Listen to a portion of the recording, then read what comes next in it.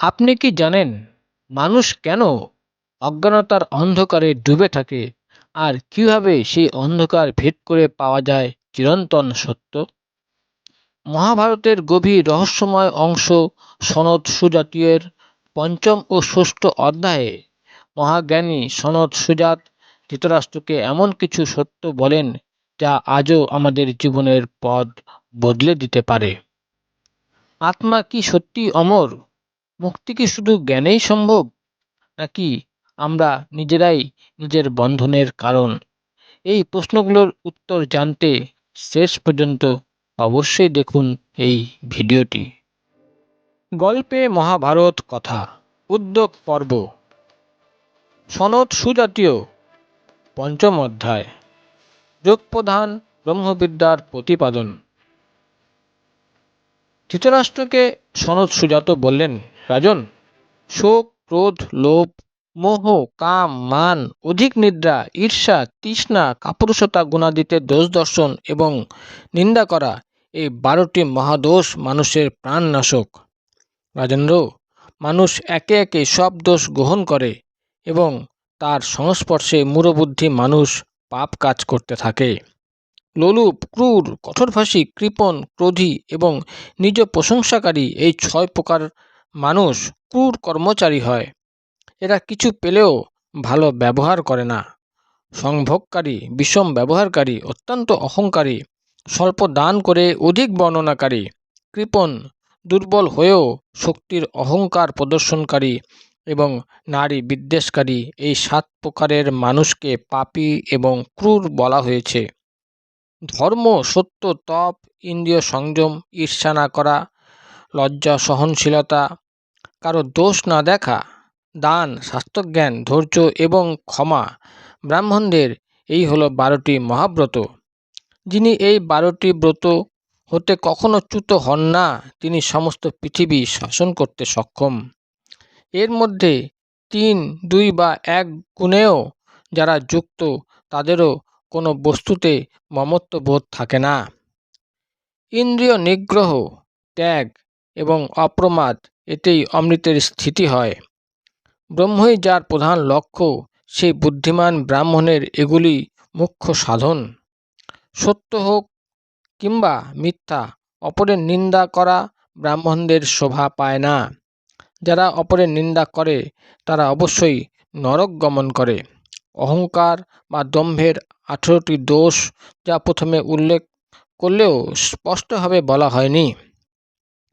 লোকবিরুদ্ধ কাজ করা, শাস্ত্রের প্রতিকূল আচরণ করা, গুণীদের উপর দোষারোপ, অসত্য ভাষণ, কাম, ক্রোধ, পরাধীনতা, অপরের দোষ দেখা, পরনিন্দা, অর্থের অপব্যবহার, কলহ, হিংসা, প্রাণীদের কষ্ট দেওয়া, ঈর্ষা, হর্ষ, বেশি কথা বলা বা বিবেক শূন্য ভাব।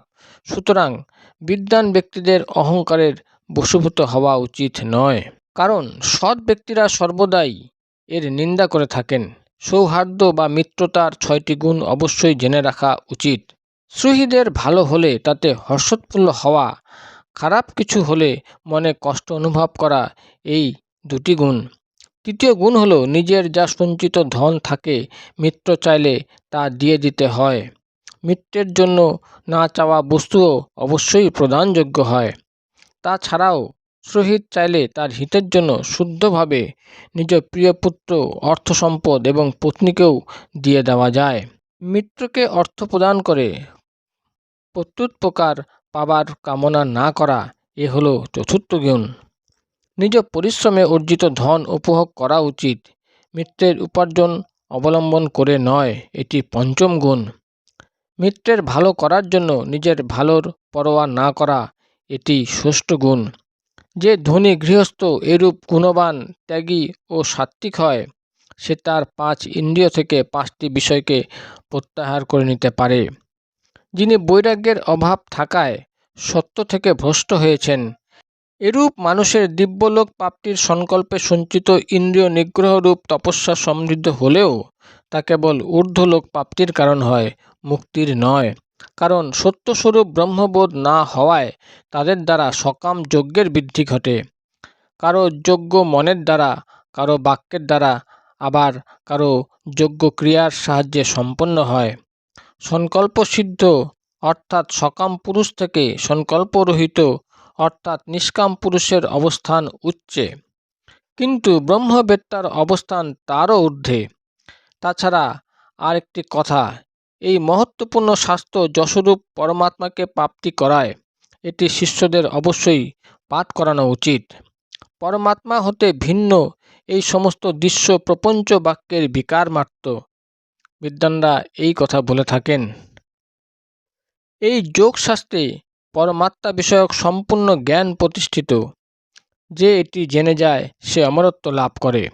রাজন, কেবল সকাম পূর্ণ কর্মের দ্বারা সত্যস্বরূপ ব্রহ্মাকে জয় করা যায় না, অথবা যাগযজ্ঞ করেও অজ্ঞানী পুরুষ অমরত্ব লাভ করতে পারে না, এবং মৃত্যুকালেও সে শান্তি পায় না। সর্বপ্রকার কর্ম প্রতিষ্ঠা থেকে বিরত হয়ে একান্তে উপাসনা করা, মনে মনে কোনো কাজ না করা এবং স্তুতিতে খুশি ও নিন্দায় ক্রুদ্ধ না হওয়া উচিত। রাজন, উপরিউক্ত সাধন করলে মানুষ এখানে ব্রহ্মের সাক্ষাৎ লাভ করে তাতে অবস্থিত হন।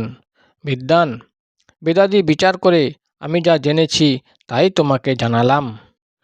সনদ সুজাতীয় ষষ্ঠ অধ্যায়। পরমাত্মার স্বরূপ এবং যোগীগণের দ্বারা তার সাক্ষাৎকার। ঋষি সনদ সুজাত বললেন, ব্রহ্ম হলেন শুদ্ধ, মহান, জ্যোতির্ময়, দেদীপ্যমান এবং বিশাল যশোরূপ। সর্বদেবতা তারই উপাসনা করেন। তার প্রকাশেই সূর্য প্রকাশিত হন। সেই সনাতন ভগবানকে যোগীগণ সাক্ষাৎ করেন। শুদ্ধ সচ্চিদানন্দ পরব্রহ্ম থেকে হিরণ্যগর্ভের উৎপত্তি হয় এবং তার থেকেই বৃদ্ধিপ্রাপ্ত হয়। সেই শুদ্ধ জ্যোতির্ময় ব্রহ্মই সূর্য আদি সমস্ত জ্যোতির মধ্যে স্থিত হয়ে প্রকাশিত হচ্ছেন। তিনি অপরের দ্বারা প্রকাশিত না হয়ে স্বয়ংই সকলের প্রকাশক। যোগীগণ সেই সনাতন ভগবানেরই সাক্ষাৎ করেন। পরমাত্মা থেকে প্রকৃতি উৎপন্ন হয়েছে, প্রকৃতি থেকে মহত্তত্ত্ব প্রকটিত। তার মধ্যে আকাশে সূর্য ও চন্দ্র এই দুটি দেবতা আশ্রিত। জগৎ উৎপন্নকারী ব্রহ্মের যে স্বয়ং প্রকাশ স্বরূপ তা সর্বদা সতর্ক থেকে এই দুই দেবতা ও পৃথিবী এবং আকাশকে ধারণ করে। যোগীগণ সেই সনাতন ভগবানের সাক্ষাৎ করেন। উক্ত দুই দেবতাকে পৃথিবী এবং আকাশ সর্বদিক এবং এই বিশ্বকে সেই শুদ্ধ ব্রহ্মই ধারণ করেন। তার থেকেই দিকগুলি প্রকটিত হয়, তার থেকে নদী প্রবাহিত হয়, তার থেকেই বড় বড় সমুদ্র প্রকটিত হয়। যোগীগণ সেই সনাতন ভগবানের সাক্ষাৎ করেন। নিজে বিনাশশীল হলেও যার কর্ম নষ্ট হয় না, সেই দেহরূপী রথে মনরূপ চক্রে সংযুক্ত ইন্দ্রিয়রূপ ঘোড়া বুদ্ধিমান দিব্য অজর অর্থাৎ নিত্য নবীন জীবাত্মাকে যে পরমাত্মার দিকে নিয়ে যায়, সেই সনাতন ভগবানের যোগীগণ সাক্ষাৎ করেন। সেই পরমাত্মার সঙ্গে কারো স্বরূপ তুলনীয় নয়। তাকে কেউ জাগতিক চক্ষু দ্বারা দেখতে পায় না। যিনি নিশ্চয়ন্তিকা বুদ্ধির দ্বারা তাকে বুদ্ধি, মন ও হৃদয় দিয়ে জেনে যান, তিনি অমর হয়ে যান। যোগীগণ সেই সনাতন ভগবানের সাক্ষাৎকার করেন। 10 ইন্দ্রিয়, মন ও বুদ্ধি এই দ্বাদশ বিষয় যার মধ্যে থাকে, অবিদ্যা নামক নদীর বিষয়রূপ মধুর জল ব্যবহারকারীরা ইহজগতে ভয়ঙ্কর দুর্গতি প্রাপ্ত হয়। যে সনাতন পরমাত্মা এই দুর্গতি থেকে মুক্ত করেন, যোগীগণ তার সাক্ষাৎ করেন। মধুমক্ষিকা যেমন অর্ধমাসব্যাপী মধু সংগ্রহ করে বাকি অর্ধমাস তা সেবন করে, তেমন সংসারী জীব পূর্বজন্মের সঞ্চিত ফল ইহজন্মে সেবন করে। পরমাত্মা সমস্ত প্রাণীর জন্যই তার কর্ম অনুসারে খাদ্যের ব্যবস্থা করেছেন। যোগীগণ সেই সনাতন ভগবানের সাক্ষাৎ করেন, যার বিষয়রূপ পাতাগুলি স্বর্ণের ন্যায় মনোরম। সেই জগৎ সংসাররূপ অসত্য বৃক্ষে আরূঢ় হয়ে জীব কর্মরূপ পাখা ধারণ করে নিজ বাসনা অনুযায়ী বিভিন্ন যোনিতে জন্ম নেয়।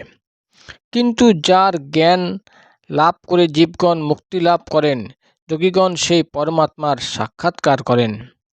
পূর্ণ পরমেশ্বর থেকেই পূর্ণ চরাচর প্রাণী উৎপন্ন হয়। পূর্ণ থেকে এইসব পূর্ণ প্রাণী কাজ করে, তারপর সেই পূর্ণ ব্রহ্মেই তা মিলিত হয় এবং শেষে একমাত্র পূর্ণ ব্রহ্মই অবশিষ্ট থাকেন। যোগীগণ সেই সনাতন পরমাত্মার সাক্ষাৎ করেন। পূর্ণ ব্রহ্ম থেকেই বায়ুর উৎপত্তি এবং তাতেই স্থিতি। ব্রহ্ম থেকেই অগ্নি এবং সোমের উৎপত্তি এবং তার থেকেই প্রাণের বিস্তার। আমি আর পৃথকভাবে নাম বলতে অসমর্থ। শুধু জেনে রাখো, সব কিছু সেই পরমাত্মা হতেই প্রকটিত। যোগীগণ সেই পরমাত্মার সাক্ষাৎ করেন। অপানকে প্রাণ নিজের মধ্যে লীন করে নেয়। প্রাণকে চন্দ্র, চন্দ্রকে সূর্য এবং সূর্যকে পরমাত্মা তার মধ্যে লীন করেন। যোগীগণ সেই সনাতন পরমাত্মার সাক্ষাৎ করেন। এই সংসার সাগরের উপরে উত্থিত হংসরূপ পরমাত্মা নিজের একটি অংশকে উপরে তোলেননি। যদি সেই অংশটিও উপরে উঠিয়ে নেন, তাহলে সকলের মোক্ষ ও বন্ধন চিরকালের মতো দূর হবে। যোগীগণ সেই সনাতন পরমাত্মার সাক্ষাৎ করেন। হৃদদেশে স্থিত অঙ্গুষ্ঠ পরিমাণ অন্তর্যামী পরমাত্মা লিঙ্গ শরীর ধারণ করে জীবাত্মা রূপে সর্বদা জন্ম মৃত্যু প্রাপ্ত হন।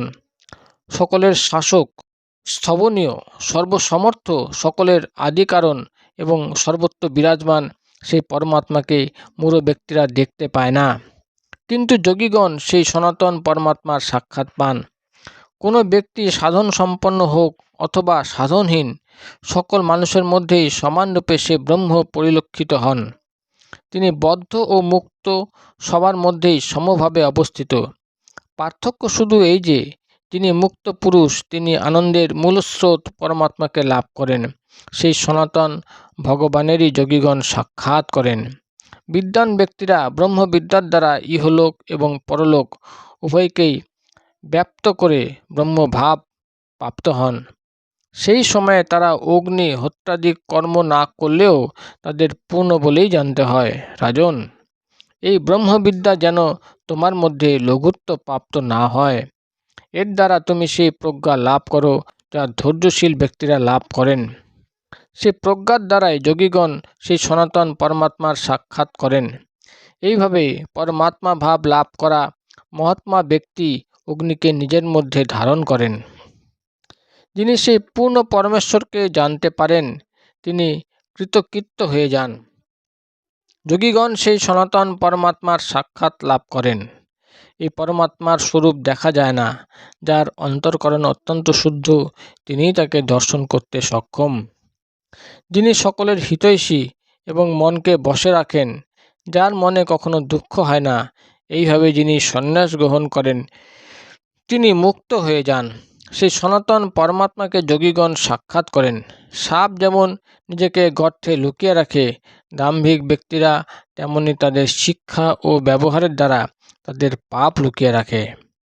মূর্খ ব্যক্তিরা তাদের উপর বিশ্বাস করে মোহগ্রস্ত হয়ে পড়ে এবং যারা যথার্থ পথ এবং পরমাত্মার দিকে যেতে চান, তাদেরও সেই দাম্ভিক ব্যক্তিরা ভয় দেখিয়ে মোহগ্রস্ত করার চেষ্টা করে। কিন্তু যোগীগণ ভগবৎ কৃপায় তাদের ফাঁদে না পড়ে সেই সনাতন পরমাত্মাকেই সাক্ষাৎ করে থাকেন। রাজন, আমি কখনো কারো অসম্মানের পাত্র হই না, আমার মৃত্যুও হয় না, জন্মও হয় না, তাহলে মোক্ষ হবে কি প্রকারে? কারণ আমি নিত্য মুক্ত ব্রহ্ম। সত্য এবং অসত্য সবই আমার স্থিত সনাতন ব্রহ্মে অবস্থিত। আমি একমাত্র সৎ ও অসতের উৎপত্তি স্থান। আমার স্বরূপভূত সেই সনাতন পরমাত্মাকে যোগীগণ সাক্ষাৎ করেন। পরমাত্মার সাধু কর্মের সঙ্গেও সম্পর্ক নেই, অসাধু কর্মের সঙ্গেও সম্পর্ক নেই। এই বিষমভাব দেহ অভিমানী মানুষের মধ্যেই দেখা যায়। ব্রহ্মের স্বরূপ সর্বত্রই সমান বলে জানবে। এইভাবে জ্ঞানযোগে যুক্ত হয়ে সেই আনন্দময় ব্রহ্মকেই লাভ করার চেষ্টা করা উচিত। যোগীগণ সেই সনাতন পরমাত্মাকেই সাক্ষাৎ করেন। এই সকল ব্রহ্মবেত্তা পুরুষদের হৃদয় নিদাবাক্যে সন্তপ্ত হয় না। আমি স্বাধ্যায় করিনি, অগ্নিহত্য করিনি, এইসব ব্যাপারও তাদের মনকে ক্লিষ্ট করে না। ব্রহ্মবিদ্যা তাদের অতি সত্বরস্থিত বুদ্ধি প্রদান করে। সেই বুদ্ধি দ্বারা তারা যা লাভ করেন সেই সনাতন পরমাত্মাকে যোগীগণ সাক্ষাৎ করেন। এইভাবে যিনি সমস্ত প্রাণীর মধ্যে নিরন্তর পরমাত্মাকে দর্শন করেন, তিনি সেইরূপ দৃষ্টি প্রাপ্ত হয়ে নানা বিষয়াসক্ত মানুষের জন্য কেন শোক করবেন? সর্বত্র জল পরিপূর্ণ স্থানে বাস করে যেমন কেউ জলের জন্য অন্যত্র যায় না, তেমনি আত্মজ্ঞানীর জন্য বেদাদির কোনো প্রয়োজন নেই। সেই অঙ্গুষ্ঠ পরিমাণ অন্তর্যামী পরমাত্মা সবার হৃদয়ে স্থিত, কিন্তু কেউ তাকে দেখতে পায় না। তিনি অজ চরাচর ব্যাপ্ত স্বরূপ এবং সর্বদা অবস্থিত। যিনি তাকে জেনে যান সেই বিদ্বান পরমানন্দে নিমগ্ন হন। ধৃতরাষ্ট্র, আমি সবার মাতা ও পিতা, আমি পুত্র এবং সকলের আত্মাও আমি। যা আছে তা আমি, আর যা নেই তাও আমি।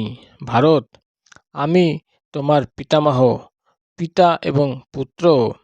তোমরা সকলে আমার আত্মাতেই অবস্থিত, তবুও তুমি আমার নও, আমিও তোমার নই, কারণ আত্মা একই। আত্মাই আমার স্থান, আত্মাই আমার জন্ম। আমি সবেতে ওতপ্রোত ও নিত্য নতুনভাবে অবস্থিত। আমি জন্মরহিত চরাচর স্বরূপ, সর্বক্ষণেই সতর্ক দৃষ্টিসম্পন্ন। আমাকে জেনে বিদ্বান ব্যক্তিগণ পরম প্রসন্নতা লাভ করেন। পরমাত্মা সূক্ষ্ম থেকে সূক্ষ্মতর এবং বিশুদ্ধ মন সম্পন্ন।